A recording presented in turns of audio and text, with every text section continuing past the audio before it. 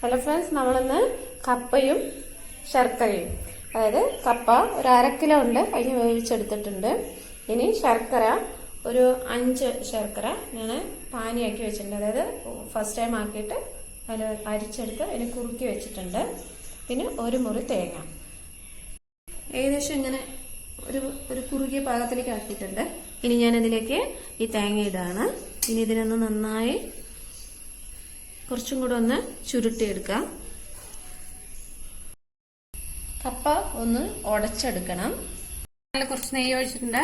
ഞാൻ ഇതിലേക്ക് ഒഴിക്കുകയാണ്. ശർക്കര പാനിയും 4 വെല്ലമാണ് കേട്ടോ എടുത്തിരിക്കുന്നത്. നിങ്ങൾക്ക് മധുരം കൂടുതൽ വേണമെങ്കിൽ അതെടുക്കാം. അതും നമ്മുടെ തേങ്ങയും കൂടി നന്നായി ഒന്ന് ഫ്രൈ ചെയ്തിട്ട് ഇനി നമുക്കിതിലേക്ക് കപ്പ ഞാൻ നന്നായി ഉടച്ചു വെച്ചിട്ടുണ്ട്, അതിനെ ഇതിലേക്ക് ഇടാം. ഇനി ഇത് നന്നായി ഒന്ന് ഇളക്കിയെടുക്കുക കേട്ടോ.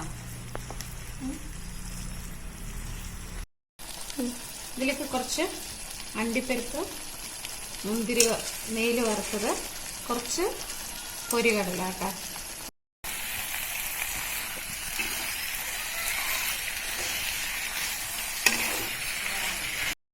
അപ്പോൾ നമ്മുടെ കപ്പ റെഡി ആയിട്ടുണ്ട്. ചെയ്തു നോക്കാം. ഒരു വെറൈറ്റി ടേസ്റ്റാണ്. എന്നാൽ കമൻറ്റ് ചെയ്യണം, പിന്നെ ലൈക്ക് ചെയ്യുക, ഷെയർ ചെയ്യുക, സപ്പോർട്ട് ചെയ്യുക. Okay, thank you.